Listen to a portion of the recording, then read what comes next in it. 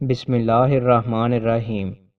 رسول اللہ صلی اللہ علیہ وآلہ وسلم نے ارشاد فرمایا، بیٹھ کر پڑھنے والے کی نماز کھڑے ہو کر پڑھنے والے کی نماز سے اجر و ثواب میں آدھی ہوتی ہے۔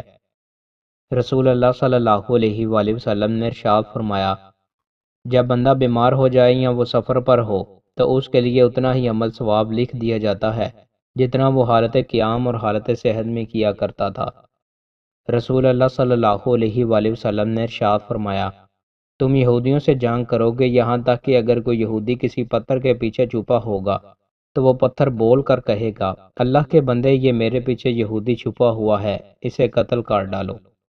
رسول اللہ صلی اللہ علیہ وآلہ وسلم نے ارشاد فرمایا، اللہ پاک فرماتا ہے کہ انسان زمانے کو گالی دیتا ہے، حالانکہ میں ہی زمانہ ہوں، میرے ہی ہاتھ میں رات اور دن ہے۔ رسول اللہ صلی اللہ علیہ وآلہ وسلم نے ارشاد فرمایا، اس شخص کے لیے جنت کی بشارت ہے جس نے اپنی زبان پر قابو پا لیا ہو، اپنی غلطیوں پر اشک بہاتا ہو۔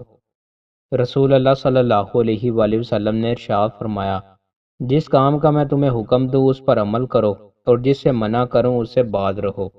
رسول اللہ صلی اللہ علیہ وآلہ وسلم نے ارشاد فرمایا، جس کی روح بدن سے جدا ہوئی اور وہ تین چیزوں غرور، خیانت اور قرض سے پاک ہو تو وہ جنت میں داخل ہوگا۔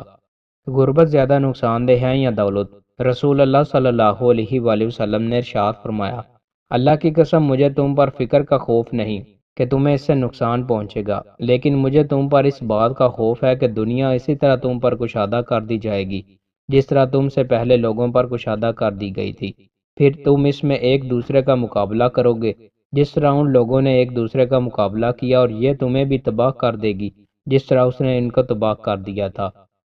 دوستوں، مزید اچھی ویڈیوز کے لیے ہمارے چینل کو سبسکرائب لازمی کریں۔ بہت شکریہ۔